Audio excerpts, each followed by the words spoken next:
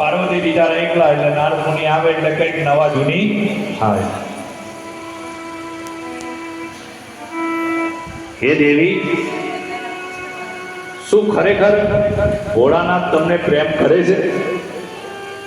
શું કીધું? હે દેવી, ભોળાનાથ શું ખરેખર તમને પ્રેમ કરે છે કે હા? તો જો ભોળાનાથ તમને પ્રેમ કરતા હોય તો તમે એમને પૂછજો કે તમે આ ખોપડીની માળા શેના માટે પહેરો છો? શું કીધું? આ ખોપડીની માળા તમે શેના માટે પહેરો છો? ભોળાનાથ આવ્યા એટલે દેવી પાર્વતીજીએ પાણી પીવા માટે જલપાન આપ્યું.